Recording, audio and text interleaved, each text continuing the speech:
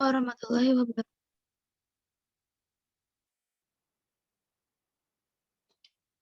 Oke, ini materi yang saya share di screen kalian sudah tampak atau belum? Cek dulu. Sudah, Pak.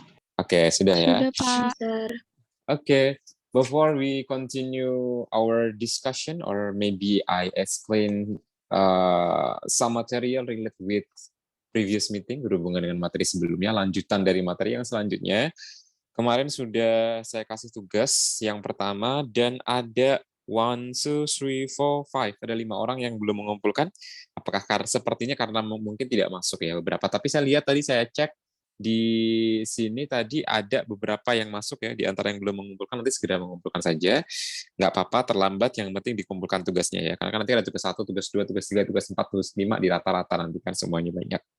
Nah, jadi apa namanya tidak perlu saya sebutkan ya, karena yang belum mengumpulkan nanti kan jadi nggak enak gitu. Tapi yang merasa belum mengumpulkan, silahkan nanti dikumpulkan tugasnya. Jadi sudah ada 27 orang yang mengumpulkan tugas, tinggal sisa 5 lagi.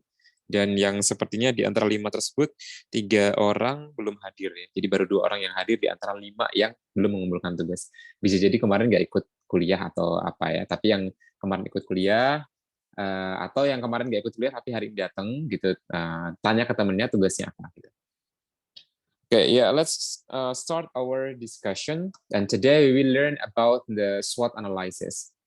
I believe that maybe around 90% of you already knowing about the general of SWOT ya. Mungkin saya berpikir 90%-an lebih lah mungkin di antara kalian itu sudah mengenal apa itu SWOT, analisis ya. Ini adalah salah satu teknik analisa yang paling terkenal dan paling banyak digunakan terutama di dunia apa namanya pemasaran dan juga di perusahaan-perusahaan ya, di organisasi juga sama. Jadi bukan hanya lingkup bisnis tetapi juga organisasi-organisasi, entah itu organisasi yang sifatnya apa namanya nirlaba menghasilkan keuntungan atau mungkin organisasi-organisasi charity atau amal-amal dan sejenisnya. Nah, kali ini kita akan membedah mengenai analisis SWOT yang tentunya relate dengan dunia kemarketingan atau dengan dunia bisnis setidaknya ya. Ya. The first one is going to the definition. Ada banyak sekali para ahli yang dia define atau definite the SWOT ya, the SWOT meaning gitu, yang mereka mendeskripsikan tentang arti kata SWOT itu sendiri. Jadi SWOT analysis, tidak analisis itu ada banyak ya, ada analisis Porter, analisis BCG, analisis SWOT. Itu nanti akan kita pelajari satu persatu. Itu yang paling terkenal dan nanti akan kepake terus sampai kalian itu tua. Jadi maksudnya kalau nanti kalian bekerja di perusahaan, terus kalian bekerjanya relate dengan marketing, kalian punya bisnis, membangun bisnis, SWOT, BCG, Porter, itu adalah analisa yang sangat terkenal dan itu cukup akurat untuk mengukur tingkat keberhasilan bisnis Anda ke depan. Untuk membuat perencanaan-perencanaannya. Nah, SWOT analysis is a strategic planning analysis method used to monitor and evaluate a company's environment, both external and internal, for specific business objectives. Jadi yang dimaksud dengan analisis SWOT adalah merupakan suatu analisis yang isinya adalah berupa strategi, perencanaan strategi ya. Analisis perencanaan strategi, ya, strategic planning analysis, menganalisa perencanaan strategi atau strategi perencanaan gitu ya, menggunakan ini merupakan metode analisis, maksudnya metode analisis perencanaan strategi yang biasanya digunakan untuk apa? Yang digunakan untuk melakukan controlling atau monitor gitu ya, supervising, mengawasi, memonitor, mengontrol dan juga mengevaluasi lingkungan dari perusahaan. Lingkungan perusahaan itu maksudnya all stakeholder that relate with the company. Jadi setiap aspek yang berhubungan dengan perusahaan, bisa jadi investor, bisa jadi creditor itu bank dan lain-lain ya. Investor itu penanam saham, pemilik utama perusahaan dan lain-lain. Bisa jadi government, karena kan laporan keuangan kalau perusahaan terbuka harus diupdate ke pemerintah, kan dimasukkan ke apa namanya laporan pemerintah dan lain sebagainya terkait dengan besaran pajak dan lain-lain.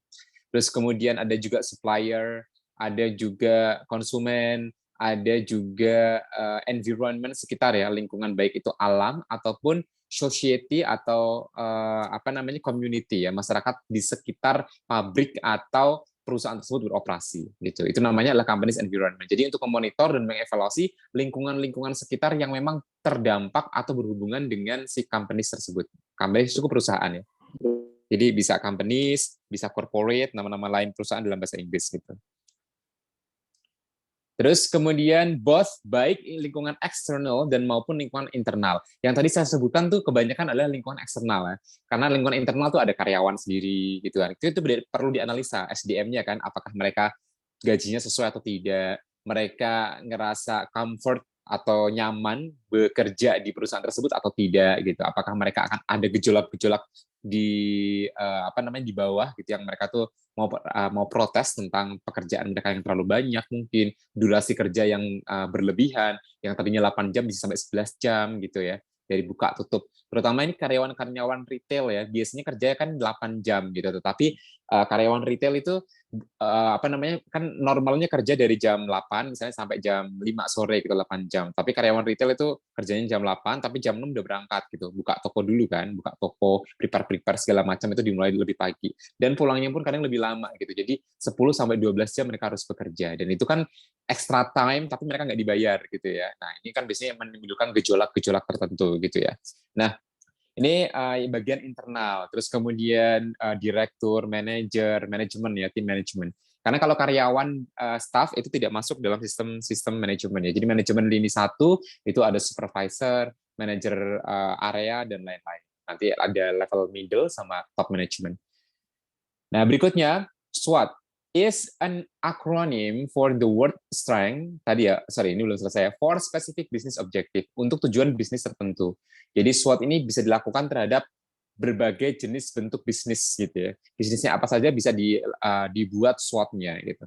Nah, SWOT itu adalah merupakan sebuah akronim singkatan dari kata gitu, kependekan ya. Ini merupakan kependekan dari S-nya adalah strength, kalian sudah tahu itu ya. W-nya, W-nya adalah weakness, terus kemudian weaknesses ya. O-nya adalah opportunities dan T-nya adalah threat. Karena sudah sempat saya bilang ya, bukan treat. Kalau treat, treatment. Treatment itu berarti pelayanan gitu ya, perlakuan terhadap orang lain, terhadap sesuatu, treat. Kalau ini threat, ancaman. Is a project or business in a project or business speculation, berkaitan dengan suatu proyek-proyek tertentu atau spekulasi-spekulasi bisnis. Spekulasi itu perkiraan. Kayak misalnya kalian trading saham, itu kan sifatnya spekulatif ya. Spekulatif itu adalah segala sesuatu yang sifatnya tuh belum jelas kepastiannya, jadi masih ngambang antara untung atau rugi dan lain sebagainya. Itu namanya spekulatif. Nah, this four vector make up the acronym SWOT atau SWOT dalam bahasa Indonesianya ya, yaitu strength, weaknesses, opportunities, and threat. Ada 4. Nah, kita bahas satu persatu sedikit saja pengantarnya. There are 4 basic component in a SWOT analysis, namely, jadi ada 4 ya, ada 4 tadi ya yang sudah saya sebutkan di awal. S-nya adalah merupakan strength. What is strength? Strength is the component. Strength component is a characteristic that can provide advantages compared to the others. Jadi strength itu adalah merupakan apa namanya ciri-ciri ya, karakteristik yang dapat membuktikan kelebihan-kelebihan atau keuntungan-keuntungan yang kita tonjolkan dibandingkan dengan sejenisnya, dengan yang lain gitu ya. Yang lain itu bisa kompetitor dengan produk sejenis atau kompetitor yang kemarin sudah sempat kita bahas, produk yang apa namanya berbeda gitu, tetapi memiliki fungsi yang sama-sama menghilangkan haus minuman gitu kan, tapi jenis minumannya berbeda. Nah, jadi strength ini menonjolkan kelebihan-kelebihan untuk apa namanya manfaat-manfaat yang kita tawarkan yang itu berbeda atau bisa diadu dengan para kompetitor-kompetitor lainnya. Nah, itu strength. Jadi kelebihan-kelebihan yang kita punya apa? Aromanya, terus kemudian ukurannya jumbo, porsi ya maksudnya ya, porsinya banyak misalnya. Kalau misalnya fashion mungkin bahannya berkualitas gitu ya, punya quality apa namanya ya, material gitu, materialnya bahannya berkualitas dan lain-lain. Itu strength. Nanti akan kita bahas lebih lanjut di bawah ya. Selanjutnya W. W di sini adalah weakness, kelemahan. Kalau tadi strength kekuatan, ini kelemahan. Nah, weakness is one of the characteristic that can determine the weaknesses that exist in the company. Jadi ya namanya kelemahan ya menunjukkan kekurangan-kekurangan, kelemahan-kelemahan yang muncul di suatu perusahaan atau instansi tertentu. Nah, kelemahannya misalnya karyawannya itu rata-rata lulusan SD. Itu kan termasuk kelemahan ya. Artinya SDM-nya secara pengetahuan, secara pendidikan kurang mumpuni gitu untuk upgrade knowledge gitu untuk mengikuti perubahan zaman gitu. Atau mungkin usianya rata-rata karyawan yang usia di atas 40 itu mendominasi 90%. Generasi mudanya sedikit gitu. Sehingga apa namanya pola pikirnya itu masih masih banyak kan apa namanya konservatif gitu ya, kuno gitu, nggak modern dan lain-lain. Itu termasuk bagian dari kelemahan. Nah, selanjutnya adalah opportunity. Opportunity, jadi strength dan weaknesses ini sudah ada di sini nanti ya. Tidak usah saya bahas sekarang, nanti saja. Berikutnya opportunity. Opportunity atau kesempatan ya, peluang. Peluang atau kesempatan. Peluang are any opportunities adalah setiap peluang atau kesempatan that might be used for your company so that it can grow in the future. Jadi peluang itu apa saja gitu yang ada di hadapan gitu, yang bisa kalian masuki, yang bisa kita masuki gitu, yang sekiranya dapat meningkatkan pertumbuhan dari perusahaan tersebut atau instansi tertentu di masa depan. Itu namanya peluang. Peluangnya misalnya mendapatkan promosi jabatan. Kalian bekerja misalnya di suatu perusahaan kan, kerja kalian bagus. Oh, kalau kalian kerja di situ tuh ada jenjang karir yang jelas. Gitu dari staff, nanti ke supervisor, terus kemudian nanti ke apa namanya? Manager area, terus nanti bisa ke manager HRD, HRD, terus nanti bisa ke general manager, terus bisa ke yang lain sebagainya gitu. Jadi itu termasuk jenjang karir ya, jenjang karir yang jelas itu termasuk bagian dari peluang gitu ya, peluang yang sekiranya bisa didapatkan gitu di masa depan gitu ya, yang sekiranya bisa digapai gitu, yang possible ya, yang mungkin untuk digapai. Selanjutnya ada threat, ancaman. Ancaman di sini adalah the existence of any threat that may be faced by the company in its journey, which can hinder or disturb the development of your company. Jadi di sini threat ancaman adalah the existence, munculnya ya, existence, the emergence, the apalagi nih nama lain dari existence, emergence, terus apa? Lupa ya saya bahasa Inggrisnya yang lain. The existence, the emergence of any threat, munculnya berbagai macam hambatan-hambatan, burden-burden, obstacle gitu ya, obstacle-obstacle yang muncul, yang dihadapi, be faced, yang dihadapi oleh perusahaan dalam menjalankan bisnisnya, dalam mengarungi bisnis gitu ya, in its journey, perjalanan ya, perjalanan bisnis. Which can hinder or disturb, yang dapat mengganggu atau merusak perkembangan dari perusahaan kita. Itu namanya ancaman. Jadi kalau misalnya hal tersebut tidak mengganggu kelangsungan dan perkembangan perusahaan, maka bukan termasuk ancaman. Jadi ancaman itu yang mengganggu ya, yang sekiranya mengganggu dan menjadi apa namanya? Mempersulit kinerja atau perkembangan dari suatu perusahaan yang memang kemungkinan akan dihadapi, itu kemungkinan besar akan dihadapi. Itu trait ya. Nah, lebih spesifik, 4 hal tadi ada strength, weakness, opportunity, and trait, itu digolongkan ke dalam 2 jenis, yaitu internal dan external factors. Jadi ada faktor-faktor yang bisa dianalisa, digolongkan menjadi 2, yaitu faktor internal dan faktor eksternal. Di mana 2 faktor di atas ini tadi, S and W, strength and weaknesses, ini adalah merupakan faktor internal dari perusahaan. Jadi ingat, strength dan weaknesses itu berasal dari dalam diri kita sendiri. Berasal dari perusahaan itu sendiri, bukan berasal dari luar. Kekuatannya apa? Kalian misalnya. Kalian menganalisa diri kalian. Strength, berarti it's come from yourself. Yang memang kalian itu punya rajin belajar, disiplin gitu ya, disiplinnya tinggi. Terus kemudian smart, cerdas. Terus kemudian misalnya apa namanya? Cheerful, orangnya apa namanya? Ramah, mudah bahagia gitu dan lain-lain. Itu strength. Weaknesses-nya misalnya apa namanya? Sulit untuk menyesuaikan diri misalnya ya. Terus kemudian percaya dirinya rendah gitu. Ketika speak in front of the public gitu ya. Lack of confidence, percaya dirinya rendah ketika apa namanya? Showing his or her knowledge in front of the public gitu. Ketika berbicara atau menyampaikan apa namanya? Mentransfer pengetahuannya di hadapan publik. Nah, itu berasal dari diri kita sendiri ya, berasal dari internal perusahaan gitu. Kalau dari perusahaan ya misalnya strength-nya modalnya kuat, Itu termasuk strength kan. Terus kemudian SDM-nya mumpuni gitu, lulusan S1 dan S2 misalnya, bahkan banyak yang S3 misalnya. Terus weaknesses-nya misalnya ini produk baru gitu ya, weaknesses-nya produk ini belum teruji gitu. Nah, weakness termasuk weakness. Nah, selanjutnya opportunity dan threat ini berasal dari luar. Gitu. Opportunity and threat itu berasal dari eksternal. Opportunity itu kan peluang. Peluang berarti peluang yang ada di hadapan. Itu kan berasal dari luar, bukan dari diri kita. Peluangnya misalnya kalian jago bahasa Inggris tadi ya, strength-nya jago bahasa Inggris, cerdas dan seterusnya. Oh, berarti peluangnya bisa jadi guru bahasa Inggris, bisa jadi translator, bisa kerja di luar negeri gitu ya, bisa kerja di perusahaan asing yang ada di Indonesia gitu. Nah, dan lain-lain. Itu termasuk opportunity ya, karena berasal dari luar, tetapi dengan kelemahan dan kelebihan yang kita punya, kita bisa menggapainya gitu ya. Nah, selanjutnya threat, ancaman. Nah, ancaman ini juga termasuk faktor eksternal ya, karena berasal dari luar perusahaan. Jadi kalau berasal dari diri kita yang jeleknya itu namanya weakness. Tetapi kalau berasal dari luar diri kita, berasal dari luar perusahaan namanya threat, ancaman. Gitu.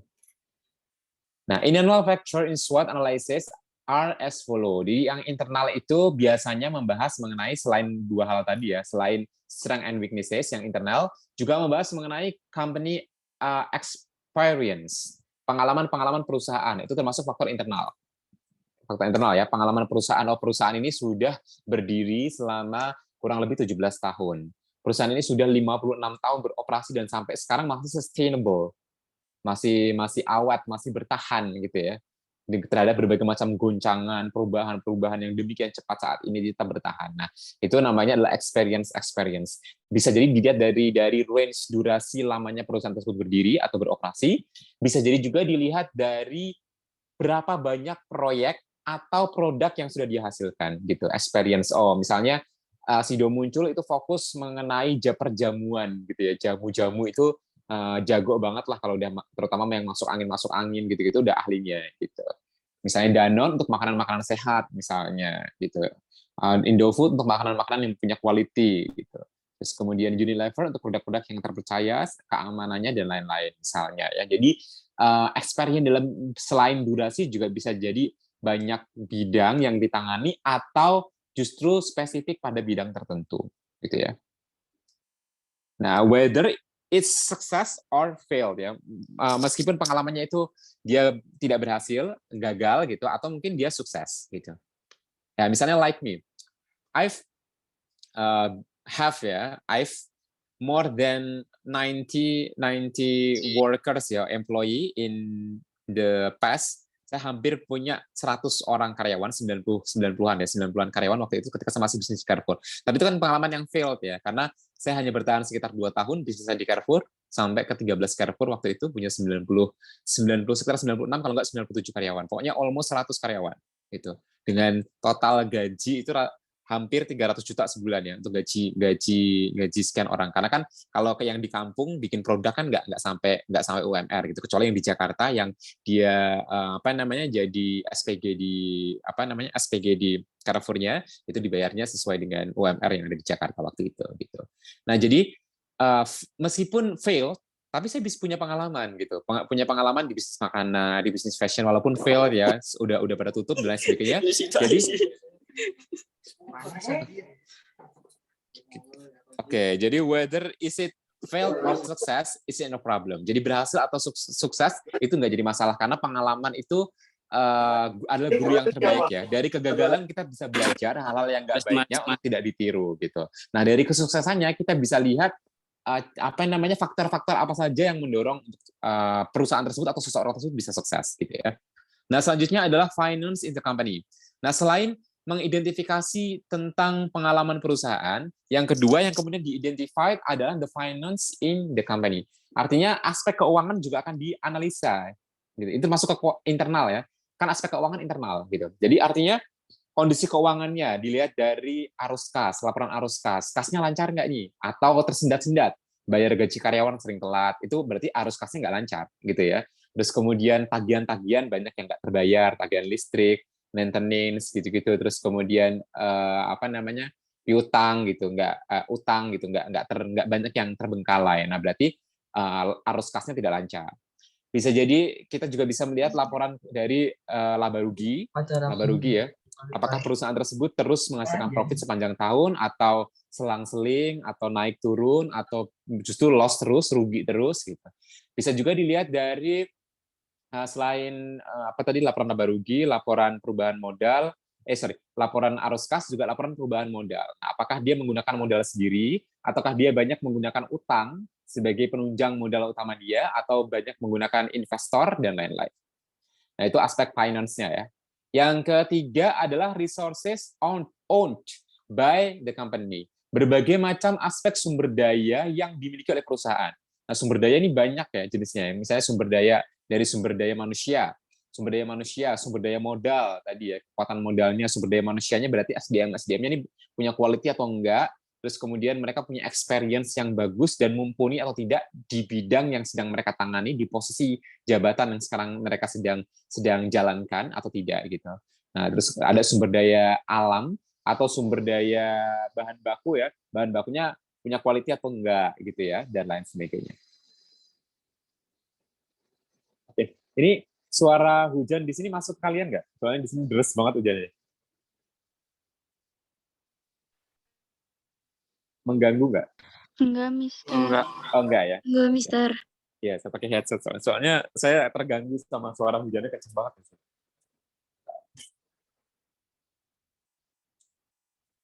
Oke, saya lanjutkan. Next is strength and weaknesses, tadi sudah saya jelaskan ya. Jadi resources itu di perusahaan itu biasanya ada sumber daya modal, sumber daya manusia, dan sumber daya bahan baku ya. Bahan baku penunjang penunjang operasi perusahaan tersebut gitu. Nah, selanjutnya adalah external factor. Nah, external factors tadi ya faktor-faktor yang sudah kita bahas yang ada di luar perusahaan yang itu bisa berupa peluang, bisa menjadi ancaman. For example, misalnya environment. Nah, environment ini bisa jadi lingkungan ya, maksudnya lingkungan alam di sekitar. Environment itu lebih kepada lingkungan alam, bukan lingkungan sosial.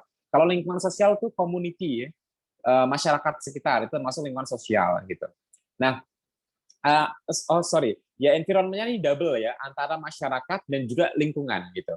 Nah, kondisi masyarakatnya mendukung nggak? Misalnya kalian ini berbisnis pasir. Nah, otomatis pasir di daerah tersebut nanti kan jalanan jadi berdebu dan lain sebagainya. Masyarakatnya mendukung nggak gitu? Nah, terus selain masyarakatnya juga lingkungan sekitar gitu. Apakah bisnis Anda ini mencemari lingkungan sekitar atau tidak gitu? Punya dampak apa nih? Apakah Anda terlalu mengeksploitasi alam di sekitar gitu sehingga merusak alam malahan dan lain sebagainya. Nah, ini environment ya, berasal dari luar. Jadi bisa jadi peluang, bisa jadi ancaman ya, dua-duanya. Yang berikutnya adalah government regulation. Ini akan menjadi peluang baik ketika government regulation ini relate, terus kemudian satu jalan linear dengan bisnis yang sedang kita jalankan. Nah, jadi kalau government regulation-nya sama gitu ya, misalnya pemerintah daerah Bali, dia mengizinkan bisnis-bisnis babi beredar dengan luas di Bali. Ya karena banyak majoritinya adalah Hinduism mereka ya. Mereka menganut agama Hindu dan itu diperbolehkan. Dan regulation-nya memang memperbolehkan makanan-makanan itu untuk di apa kasih seasoning atau menjual babinya secara langsung gitu ya. Nah, ini government regulation. Tapi kalau misalnya di Aceh gitu, mungkin sangat dibatasi gitu ya peredaran segala sesuatu yang mengandung babi dan lain sebagainya itu, entah itu pig oilnya atau porknya, daging babinya, itu mungkin akan dilarang di sana karena tidak sesuai dengan regulasi pemerintah gitu. Nah, jadi bisa bersifat peluang, juga bisa bersifat ancaman. Selanjutnya tren. Nah, tren ini juga bisa berupa peluang, bisa berupa ancaman kan. Trennya misalnya peluang. Peluang berarti kalian sedang berbisnis minuman boba. Nah, sekarang lagi tren minuman-minuman seperti boba seperti itu gitu. Jadi kan penjualan kalian meningkat. Tapi kalau misalnya sudah nggak tren kayak es kepal Milo dan lain sebagainya, kalian bisnis es kepal Milo, ya itu akan menjadi ancaman tersendiri buat kalian gitu ya. Ada tren atau ada muncul tren baru lagi gitu yang lebih fantastis, yang lebih diminati oleh masyarakat luas. Itu tren. Nah, selanjutnya adalah culture, ideologi, social politik, and ekonomi. Jadi banyak sekali ya aspek-aspek lingkungan, aspek-aspek luar gitu, external vectors yang dianalisa dalam SWOT. Nah, ini jadi patokan ya. Maksudnya kalau kalian membuat SWOT itu ya SWOT environment-nya bisa lingkungan alam, bisa lingkungan masyarakat sekitar gitu ya, community society-nya. Nah, government regulation-nya bisa mendukung, bisa tidak sesuai gitu ya. Tren itu bisa kita ditinggalkan oleh tren atau kita memang yang lagi tren gitu. Nah, culture itu budaya, berarti budayanya tadi ya sesuai atau tidak sesuai. Ideologi juga sama. Gitu. Ideologi, apakah ideologinya ini masuk ke dalam ideologi bangsa kita atau tidak nih gitu. Produk tersebut gitu ya atau jasa tersebut. Sosiopolitik berarti sosial masyarakatnya, politik yang ada di dalamnya gitu. Terus kemudian kondisi ekonomik berarti berkaitan dengan kondisi ya, kondisi keuangan secara global, nasional ataupun perorangan gitu. Di daerah tertentu gitu misalnya, itu di daerah ekonomi kelas bawah, kelas atas, kelas menengah dan seterusnya. Nah, selanjutnya adalah current event. Current itu artinya kekinian, masa kini. Event artinya ya kegiatan-kegiatan, kegiatan atau kejadian-kejadian masa kini. Nah, bisa jadi itu bukan tren, tapi kejadian-kejadian yang baru dialami di masa kini gitu. Gitu. Bukan trend center, tetapi dia current event, sedang berlangsung gitu ya, sedang berlangsung kejadian-kejadian yang lagi hangat topik gitu, tetapi sedang berlangsung saat ini, current event. Nah, selanjutnya adalah source of capital, sumber daya modal tadi ya. Sumber daya modal itu ternyata masuk faktor eksternal ya. Jadi sumbernya berasal dari mana saja nih? Ya kan, kalau bisa eksternal bisa internal ya. Dia masuk ke internal ketika sumbernya modalnya berasal dari uang pribadi. Tapi kalau source-nya kapitalnya itu modalnya berasal dari luar, dari utang bank, dari utang obligasi, dari saham. Nah, berarti source-nya dari luar gitu ya. Termasuk faktor eksternal. Jadi kalau capital ini bisa dua-duanya ya, bisa internal, bisa eksternal.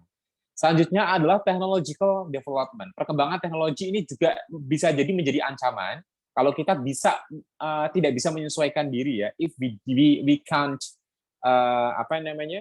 adapt with the changes situation, especially for the advanced technology ya, to follow the advanced technology development. Jadi kalau kita nggak bisa mengikuti perkembangan teknologi, maka ya itu akan menjadi ancaman bagi kita. Tapi berbeda halnya bagi yang mereka bergerak di bidang teknologi dan mereka yang memang bisa menyesuaikan or adapt with the technological development dengan perkembangan teknologi.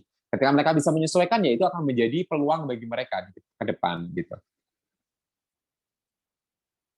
Oke, sampai sini dulu. Ada question mungkin sebelum saya lanjutkan? Ada? Tidak?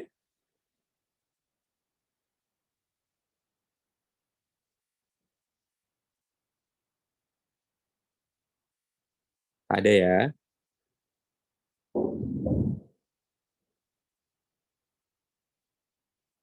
Okay, if no question, I will continue my explanation. Selanjutnya adalah benefit of SWOT analysis. Ini adalah keuntungan-keuntungan ketika kita menggunakan analisis SWOT ya, untuk menganalisa kondisi perusahaan kita atau kondisi organisasi kita. The benefit of SWOT analysis for the company is a strategy for determining the future in business continuity. Jadi keuntungan dari SWOT analisis yang pertama adalah bahwa perusahaan ini ada sebagai strategi perusahaan dalam menentukan masa depan bisnisnya gitu ya. Kelangsungan masa depan bisnisnya gitu. Jadi SWOT itu merupakan salah satu strategi yang digunakan untuk menentukan perusahaan ini akan berlanjut atau tidak gitu dengan analisis SWOT. Maksudnya kita lebih banyak kelemahannya atau lebih banyak kekuatannya. Kita ini lagi dihadapkan pada tantangan atau dihadapkan pada banyak peluang gitu. Nah, kalau kita kuat, kita punya strength dalam kondisi strength dan kita dihadapkan pada peluang, ya hajar karena perusahaan kita akan berkembang dengan pesat. Kalau kita punya kekuatan dan kita dihadapkan pada peluang. Tapi kalau kita udah lemah, nggak punya banyak kekuatan untuk di bisnis yang kita jalani sekarang, dan kita dihadapkan pada banyak ancaman, ya berarti kita mundur dari bisnis tersebut, gitu ya, karena akan merugi, jatuhnya capek doang, nyapein, terus kehilangan modal, gitu, utang di mana-mana, misalnya. So, how a company yang selanjutnya adalah how a company carries out a mission strategy to achieve the company's goal. Yang kedua, selain ini menunjukkan strategi yang kemudian akan mensupport gitu ya, akan menentukan keberlangsungan suatu bisnis, dia juga akan menunjukkan strategi masa depan, misi-misi visioner yang diharapkan akan dicapai di masa depan. Gitu. Dengan adanya SWOT akan lebih tertata gitu ya. Jadi artinya untuk mencapai visi masa depan dengan misi yang dicanangkan, itu akan lebih mudah ketika kita menggunakan analisis SWOT. Jadi tujuannya adalah untuk kemudahan untuk mencapai tujuan atau goals yang diharapkan, visi ya. Nah, selanjutnya yang terakhir adalah it's also used by stakeholder. Jadi analisis SWOT ini juga dipakai oleh stakeholder to determine the condition of the company internal and external vectors. Jadi ini juga SWOT ini biasanya akan dibaca di dalam proposal bisnis, gitu ya. Sehingga para investor, para kreditor, para lender seperti bank, terus kemudian supplier dan lain sebagainya, mereka akan menentukan keputusan-keputusan dengan melihat SWOT dari perusahaan kita gitu. Oh, ini SWOT-nya kayaknya ini banyak lemahnya nih, ancamannya juga banyak, udahlah saya nggak mau modalin gitu, saya nggak mau minjemin utang gitu dan lain-lain. Nah, jadi ini setidaknya ada 3 manfaat ya dari keuntungan yang diperoleh ketika kita menggunakan analisis SWOT. Selain bagi internal diri sendiri tadi 2 tadi, yaitu sebagai strategi untuk menentukan keberlangsungan bisnis, dia juga sebagai penetap arah untuk mencapai visi dan misi. Dan yang terakhir ini bagi para stakeholder. Stakeholder itu semua pemangku kepentingan tadi ya, di luar perusahaan tadi, stakeholder yang berkepentingan terhadap perusahaan tersebut. Oke, next ini ada example of SWOT analysis based on external and internal vector in SWOT analysis. Ini ada contoh. Nah, di mana contoh ini adalah intended for the company in general. Jadi ini contohnya bukan spesifik ke perusahaan tertentu, perusahaan jasa, perusahaan dagang, perusahaan apa dan lain sebagainya, atau mungkin tekstil, atau perusahaan manufaktur, atau perusahaan pertambangan, perminyakan, terus kehutanan dan lain. It's not specific like that, tapi ini general, secara umum gitu, yang dianalisa tentang isi analisa tentang kekuatan, kelemahan, peluang dan juga ancaman. Di dalam strength ini biasanya berisi tentang apa? Berisi tentang the company has good reputation in the field. Ini contohnya maksudnya. Misalnya contohnya adalah perusahaan ini punya reputasi yang bagus di bidang yang dia tekuni, yang dia engage or involved in ya, yang dia terlibat di dalamnya. Gitu. Jadi yang pertama adalah isinya tentang reputasi ya. Reputasi. Ini termasuk kelebihan. Oh, Aqua terpercaya kalau masalah air minum, gitu ya. Pristine, Aqua gitu. Terus kayak tadi ya, merek-merek tertentu itu menjadi sangat oke, ini ada yang mengumpulkan tugas ya lewat email. Karena di handphone saya langsung ada notifikasi ya. Khusus saya notifikasi itu semua saya matikan. Maksudnya dari berbagai macam aplikasi ya, semua saya matikan kecuali 2, yaitu email dan juga azan. Udah. Jadi hanya azan sama email yang masuk ke notifikasi gitu. Selebihnya nggak masuk notifikasi. Jadi kalau kalian ngumpulin tugas tuh biasanya di handphone langsung untuk keluar gitu. Kalau pas saya lagi deket berkas, langsung saya contreng nih.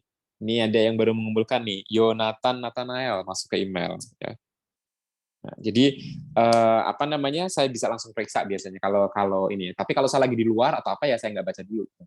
Tapi saya bacanya kalau sudah di rumah, di kamar, dekat dengan berkas penilaian, baru saya baca gitu. Jadi kalau ini kan sedang dekat sama berkas penilaian ya, jadi langsung terbaca. Oke, the company has a good reputation tadi ya in the field it is engaged or involved in, yang mereka terlibat di dalamnya. Reputasi yang bagus itu termasuk salah satu jenis kekuatan yang bisa ditonjolkan gitu ya. Oh, dia perusahaan bereputasi gitu.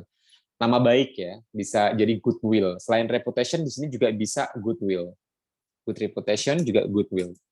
Goodwill itu adalah nama baik gitu ya. Nama baik, citra positif gitu yang melekat pada perusahaan tersebut. Nilai-nilai baik yang ada di perusahaan tersebut. Oh, harga sahamnya tinggi. Perusahaannya ini go green. Misalnya dikenal ramah lingkungan, terus kemudian produknya bagus, pelayanannya baik, nah itu namanya goodwill. Ya mirip dengan reputasi ya. Nah, selanjutnya adalah we are flexible in handling cases and requests from customer. Nah, misalnya contoh-contoh ini contoh-contoh ya, contoh-contoh langsung kan. Jadi misalnya kita itu fleksibel dalam menangani kasus-kasus, menghandle kasus-kasus dan request dari customer. Ini fleksibel. Misalnya customernya, saya nggak mau kayak misalnya penjual bakso ya, saya nggak mau pakai bihun ya. Oke, siap. Saya nggak mau pakai sambal ya. Nah, sambalnya seujung cendok aja ya. Saya pakai saus tapi nggak pakai sambal. Saya pakai sambal tapi nggak pakai saus. Saya nggak pakai toge, saya nggak pakai daun-daunnya dan lain-lain. Nah, ini namanya fleksibel ya, fleksibel terhadap request dari customer. Nah, fleksibel juga dalam menghandle kasus. Jadi kita meskipun sudah ada ininya ya, sudah ada platformnya, sudah ada teknik-teknik tertentu untuk menghandle kasus, tetapi bukan berarti kita saklek gitu. Kan karena masing-masing perusahaan, masing-masing customer, masing-masing kasus itu mungkin berbeda cara penanganannya gitu ya, dan tidak semuanya bisa dipaksakan dengan satu cara gitu. Sehingga ini fleksibel ini menjadi salah satu kekuatan gitu. Berarti kita tuh ada banyak tools, kita punya banyak alat, kita punya many ways, banyak jalan yang bisa dilakukan untuk menghandling cases tersebut gitu. Yang ketiga, contoh kekuatan yang biasanya sering dipakai di perusahaan adalah we pay close attention to all customer request and needs. Kita ini sangat perhatian banget terhadap kebutuhan dan keinginan. Jadi we concern gitu ya, pay close attention, sangat memperhatikan permintaan dan juga kebutuhan pasar gitu. Nah ini bagus banget.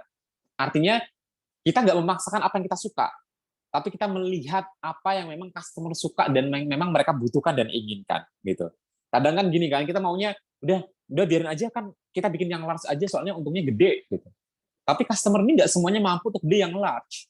Ada yang mampunya beli medium, ada yang mampunya beli yang ukuran small gitu. Sehingga kita nggak boleh memaksakan kehendak kita, walaupun mungkin itu lebih profitable bagi our company gitu.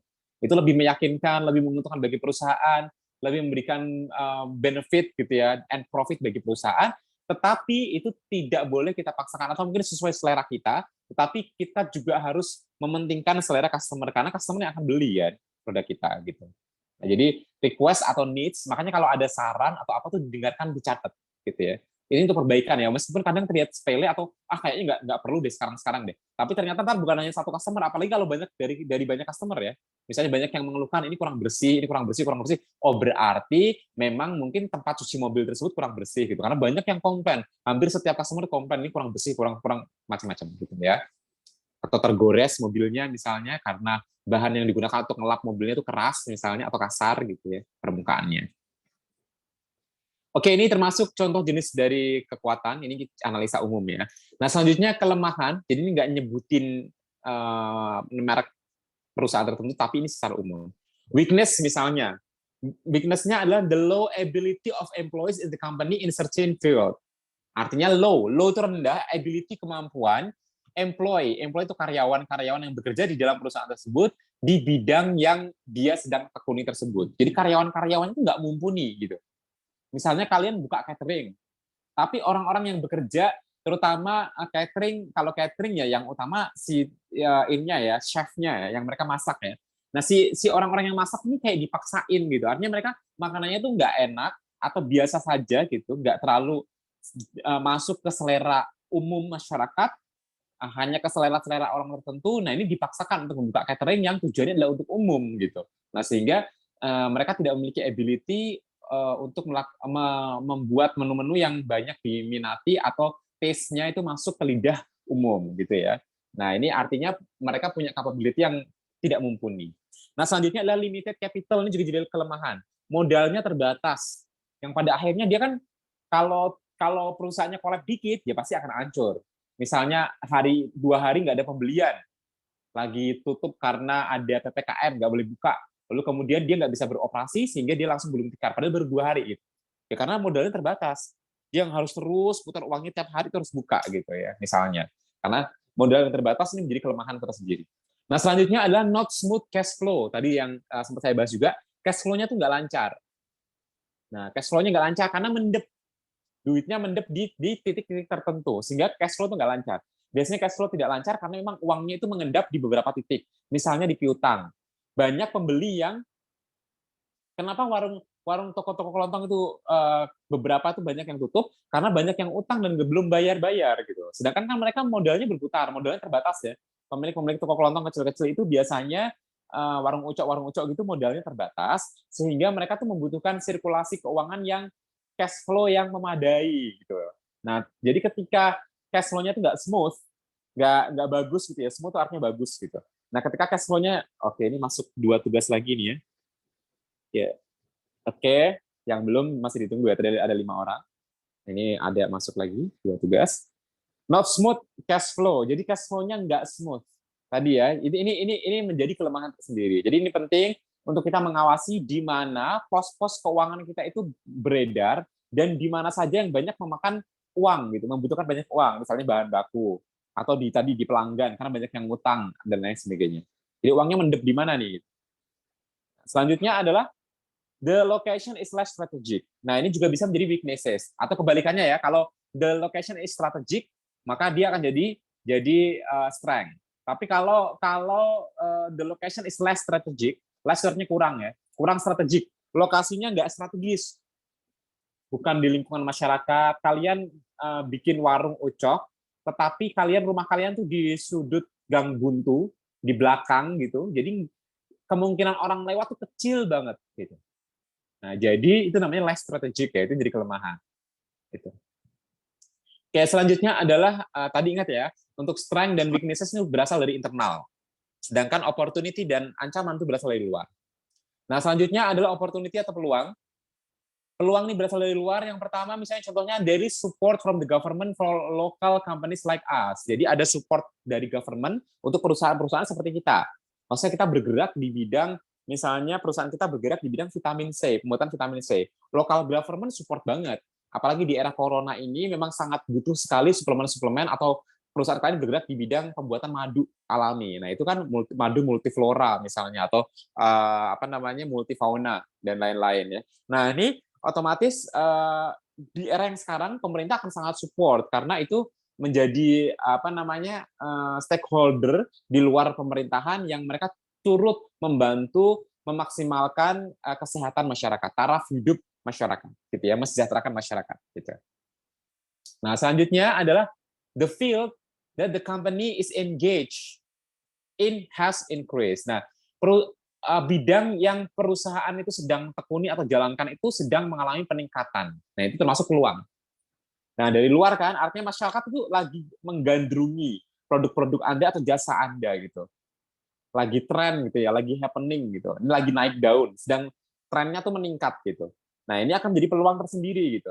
Nah, kayak sekarang masker. Siapa yang nggak pakai masker? Otomatis bisnis masker itu vitamin C, madu tadi, jahe merah seperti itu akan sangat digandrungi oleh masyarakat kekinian karena memang eranya after meskipun corona sudah banyak selesai gitu ya, banyak yang tidak terdampak gitu atau mungkin terdampak tapi biasa saja gejalanya, tapi orang tetap membutuhkan tadi ya, jaga jarak, terus makanan yang bergizi, terus support sistem vitamin dan lain sebagainya. Karena sudah terbiasa dengan seperti itu. Selama 2 tahun ini kita menjadi terbiasa kan untuk hidup lebih sehat gitu, untuk hidup lebih hygiene gitu ya, lebih bersih dan lain sebagainya. Nah, selanjutnya adalah manage cash and transaction with accounting application such as Journey by Macquarie Accounting Software atau menggunakan taxation misalnya aplikasi taxation PPH 21 dan lain sebagainya gitu ya. Brevet A, brevet B gitu ya kalau accounting ya dan lain-lain. Aplikasi-aplikasi payroll gitu untuk manajemen SDM dan aplikasi-aplikasi sejenisnya.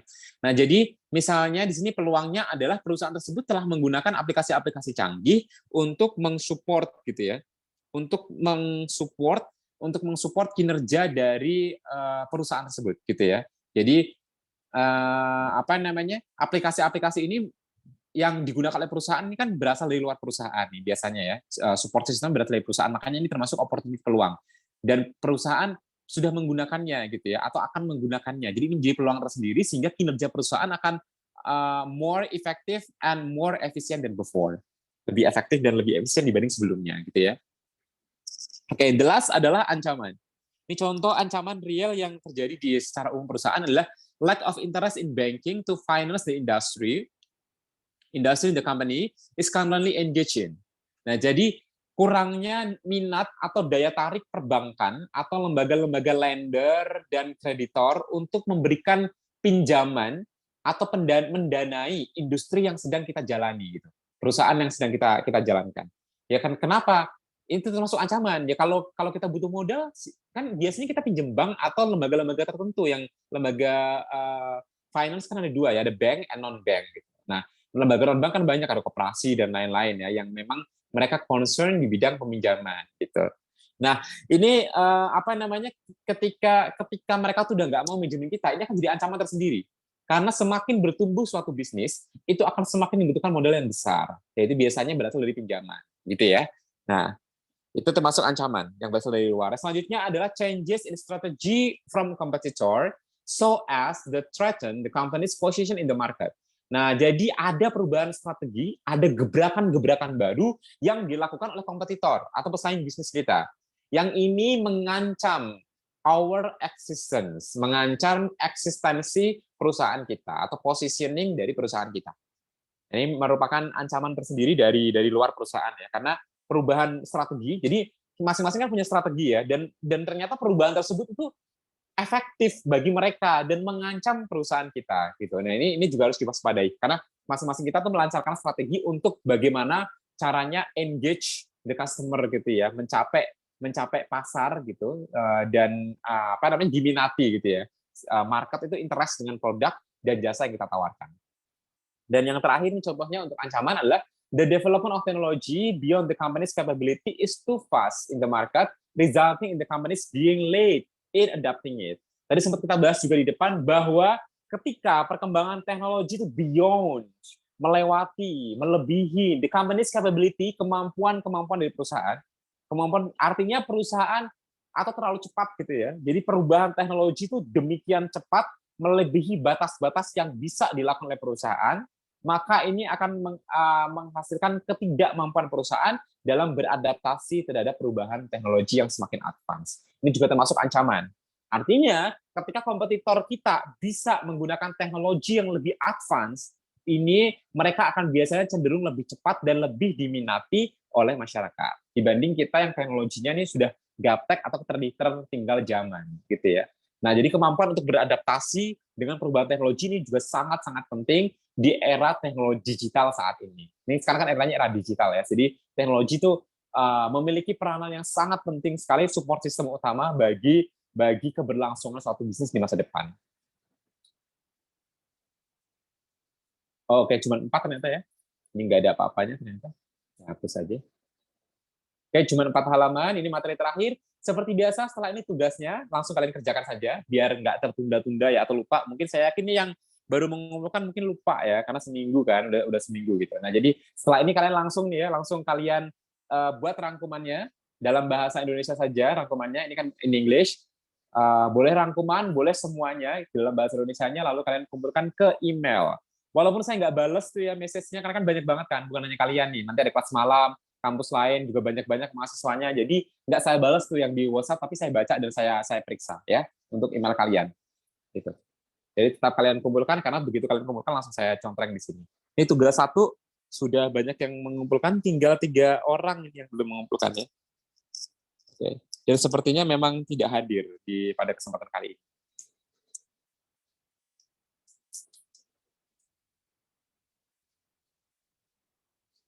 Sorry, ini ketua kelasnya siapa? Pak. Siapa itu? Saya tidak bisa melihatnya. Jonathan, Pak. Oke. Nanti Mas Jo di capture ya, seperti biasa ya, kayak waktu itu ya. Nanti dikirim ke saya untuk absensinya ya. Pak, mau info Pak. Saya Niken. Iya, Niken. Gimana Niken? Atas nama Virial, dia nggak masuk hari ini, izin Pak, katanya lagi ada acara. Virial ya. Oke, Iya. oke. Oke, it's okay. Saya tulisin izin ya. Ya. Iya Pak. Ya, Makasih siap. Pak. Oke, pleasure. Ya, sekarang kita ke materi terakhir. Ini adalah strategi SWOT. Ini tabel-tabel strategi SWOT ya. Jadi strategi SWOT ini adalah apa yang harus kita lakukan. Jadi ini pertemuan antara internal dan eksternal. Yang di atas ini adalah internal nih ya, strength and weaknesses dari internal, dan yang vertikal ini adalah opportunity dan threat, ancaman yang berasal dari luar. Jadi yang di bawah ini adalah OT, yang sebelah kanan adalah SW ya, OT and SW. Nah, di sini biasanya kalian isi nih 5 sampai 10 faktor kekuatan internal, setidaknya 3 lah, minimal 3. 3 sampai 10 faktor-faktor yang internal yang kalian kuat di dalamnya, kayak tadi modalnya banyak, kalian tuh rajin, misalnya SDM-nya mumpuni gitu, terus laporan keuangannya bagus. dan lain sebagainya ya. Customer-nya berminat terhadap produk kita itu termasuk kalau customer ini ya dari luar, itu kesempatan ya. Kalau strength-nya apa yang perusahaan tersebut miliki? Minimal 3 ya, 3 sampai 10. Jadi nanti kalau misalnya ujiannya kalian disuruh membuat SWOT strategi, kalian buat seperti ini ya. Jadi di sini itu 3 sampai 10 kekuatan yang dimiliki. Misalnya nanti soalnya tentang SWOT Aqua. Kenapa Aqua itu sampai sekarang berdikari? Coba kalian SWOT tentang bisnis Aqua gitu ya, tentang Aqua, produk Aqua air mineral ya. Kan Aqua sekarang masuk ke perusahaannya Danone namanya kan. Nah, tapi fokus ke Aquanya misalnya. Nah, kekuatan Aqua itu ada di mana gitu. Misalnya dia berdiri sudah sejak dia merek air minum pertama di Indonesia, itu kan strength gitu. Terus pasarnya ada di seluruh Indonesia gitu. Mudah didapatkan kan strength gitu ya. Weaknesses-nya apa gitu. Kalian temuin. Minimal 3 sampai 10 ya. Ini juga sama, kelemahannya apa? Peluang yang di pasar apa nih? Oh, jumlah penduduk Indonesia mencapai 270 juta gitu. Terus semua pasti mengkonsumsi air putih karena air putih adalah kebutuhan, itu kan peluang. Air putih terus-menerus jadi peluang karena memang dibutuhkan oleh tubuh gitu kan. Jadi bisnis itu nggak akan mati gitu. Nah, dan apalagi peluang-peluangnya, ancamannya siapa ya? Kompetitor. Banyaknya merek-merek air mineral lain yang apa dan seterusnya gitu ya. Terus sekarang beragam, ada yang punya rasa tertentu gitu, yang ada manis-manisnya atau macam-macam gitu ya. Itu termasuk ancaman. Nah, di sini, ini baru strateginya nih di dalamnya. Jadi yang dimaksud dengan strategi itu di sini. Jadi ketika S, strength, ketemu dengan O, opportunity, namanya adalah strategi SO, strategi strength opportunity. Kalau kita tuh udah strength, kuat, ketemu dengan kesempatan, ya hajar langsung. Gunakan seluruh kekuatan Anda untuk memanfaatkan peluang-peluang yang ada. Ambil itu semua peluang-peluang yang ada dengan memanfaatkan your strength, our strength, kekuatan-kekuatan yang kita punya. Nah, itu namanya strategi SO ya. SO, strength ketemu opportunity, ini adalah strategi, ini adalah posisi terbaik perusahaan.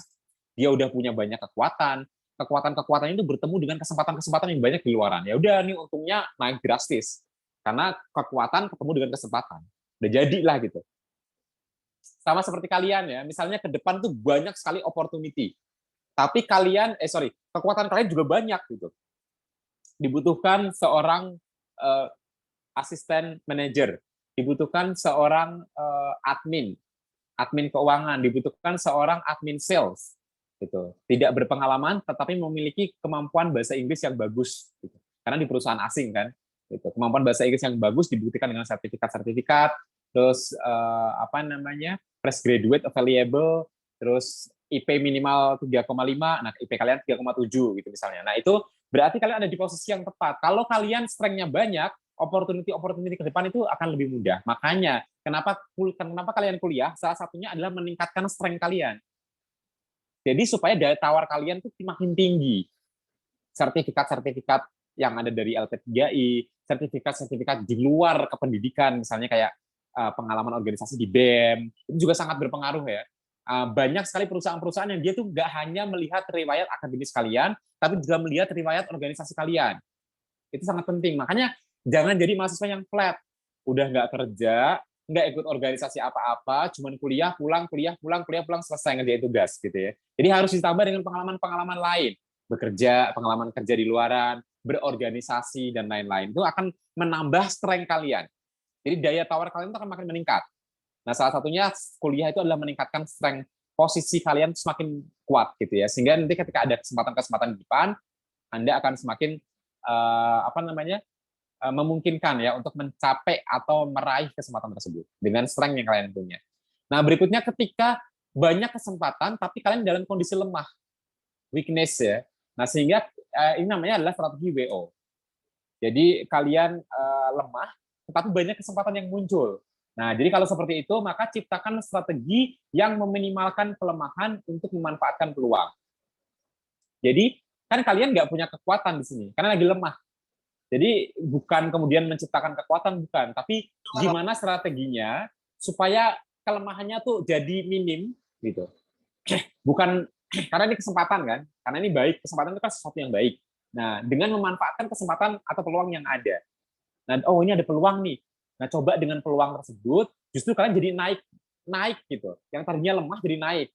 Contohnya misalnya, kalian konten kreator, kalian viewersnya itu baru sedikit, followersnya baru sedikit. Lalu kalian berkolaborasi, kalian apa namanya? Apa sih namanya apa tuh?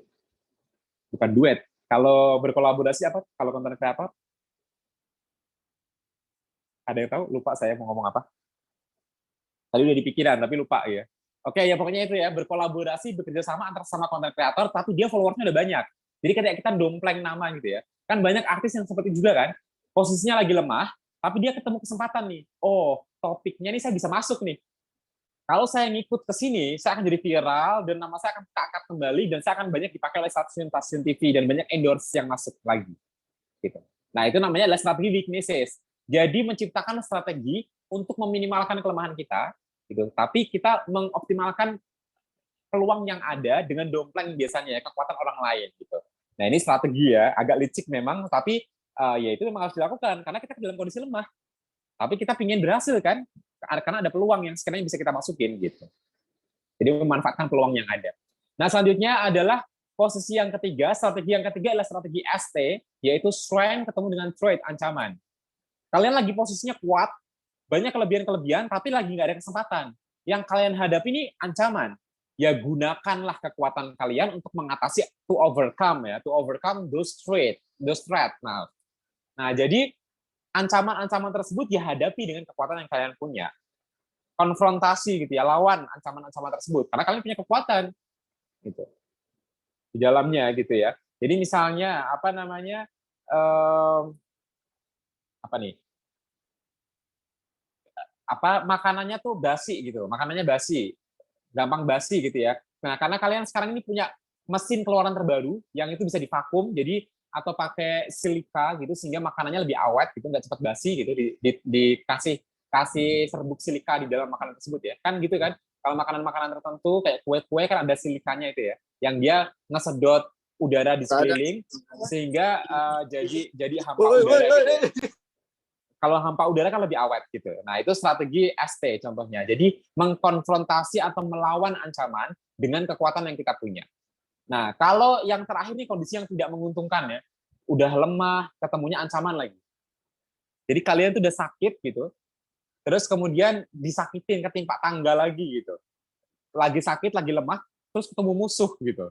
Nah, itu kan apa namanya kondisi yang sangat tidak diinginkan. Nah, ketika dalam kondisi seperti ini, maka ciptakan gimana strategi yang meminimalkan kelemahan dan menghindari ancaman. Ingat, karena kita lemah, kita jangan melawan ancaman tersebut. Yang bisa kita lakukan hanya menghindari ancaman tersebut. Jadi minimalkan kelemahan, hindari. Konfrontasi itu hindari. Dia lagi dari kejauhan Anda lihat, dia mau lewat ke arah Anda lebih baik menghindar. Dia ke kanan, Anda ke kiri. Dia maju, Anda mundur, gitu ya. Maksudnya hindari dia, jangan konfrontasi, jangan dilawan, karena Anda dalam kondisi lemah. Gitu. Nah, itu berlaku untuk banyak hal ya. Nah, ini adalah strategi SWOT. Jadi ada SO, ada WO, ada ST, dan ada WT. Ada yang ditanyakan sampai sini? Atau yang mau didiskusikan?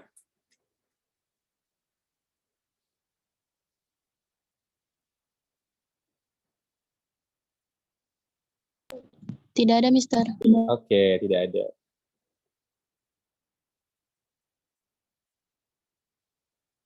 Mister, maaf keluar terus sinyalnya trouble. Siti Halimah. Oke, no worry.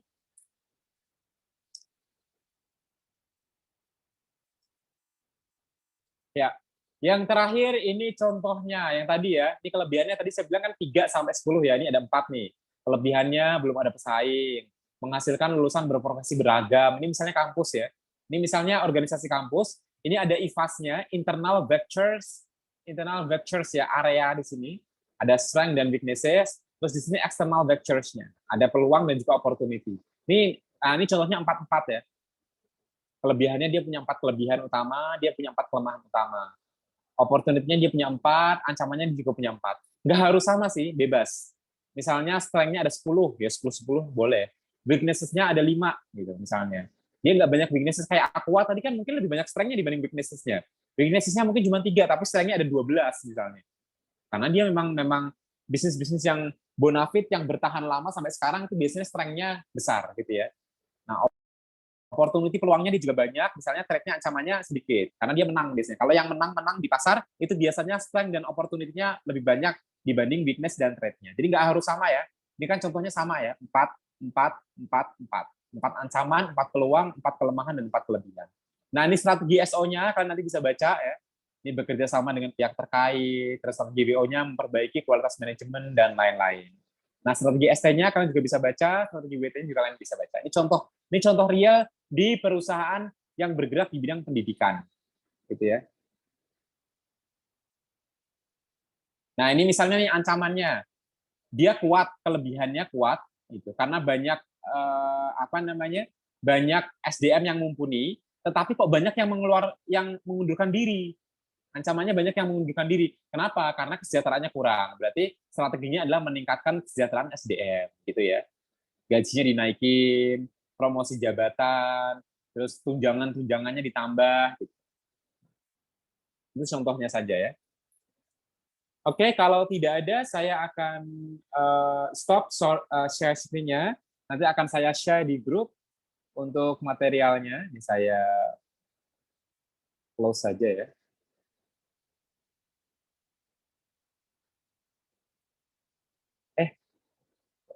Bisa tutup.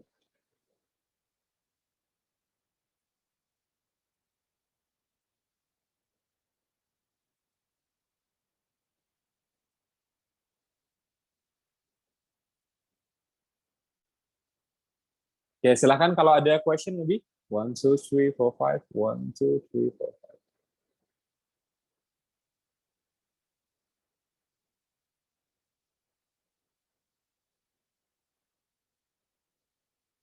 Tidak ada. Kalau tidak ada, kita cukupkan ya. Seperti biasa, ini masih ada waktu. Waktu sekitar berapa nih? 25 menit ya. 20-an menit lah. Untuk kalian rangkum materi tadi. Lalu kalian kirim ke email saya ya selanjutnya. Jelas instruksinya ya? Sudah ya? Cukup ya? Jelas, Mister. Oke, ya. Iya, jelas. Yeah, if no question or something to be discussed, I think it's quite enough for meeting by Zoom-nya. Kita akhiri saja. Sampai ketemu in next occasion. All my beloved college student. Assalamualaikum warahmatullahi wabarakatuh.